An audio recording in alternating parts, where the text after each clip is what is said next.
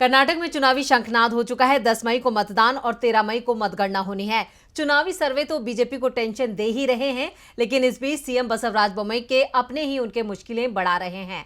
पहले बोम्मई सरकार के मंत्री मुन्नी रत्ना पर आचार संहिता के उल्लंघन का आरोप लगा, उनके खिलाफ केस दर्ज किया गया। तो अब सीएम के राजनीतिक सचिव पर भी शिकंजा कसता नजर आ रहा है। कैसे बढ़ रही हैं कर्नाटक में बीजेपी की मुश्किलें, देखते हैं ये रिपोर्ट। इस वक्त सभी की नजरें कर्नाटक पर टिकी हुई हैं, क्योंकि कर्नाटक में विधानसभा चुनाव है और बीजेपी कांग्रेस दोनों के लिए कर्नाटक की सत्ता बेहद जरूरी है। कांग्रेस सत्ता में आई तो बीजेपी के लिए साल 2024 की राह कठिन हो सकती है, और अगर बीजेपी दोबारा सरकार बनाने में कामयाब हुई तो कांग्रेस के लिए चिंता की बात होगी। वैसे फिलहाल टेंशन तो बीजेपी की बढ़ती हुई दिखाई दे रही है, क्योंकि बोम्मई सरकार के मंत्रियों पर मामले दर्ज किए जा रहे हैं। पहले बागवानी मंत्री मुनी रत्ना पर आचार संहिता के उल्लंघन का आरोप लगा कि उन्होंने एक इंटरव्यू के दौरान धर्म विशेष के खिलाफ बयान दिया है। इसके बाद उनके खिलाफ मामला दर्ज कर लिया गया। तो अब चुनावी राज्य कर्नाटक में सीएम के राजनीतिक सचिव पर एफआईआर दर्ज की गई है। ये एफआईआर आचार संहिता का उल्लंघन करने को लेकर दर्ज की गई है। दरअसल कर्नाटक के सीएम बसवराज बोम्मई के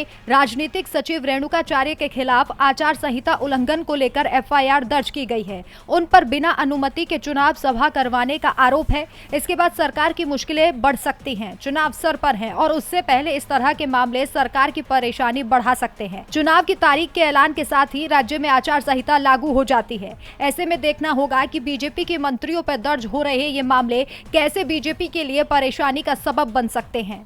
डीबी लाइव की रिपोर्ट।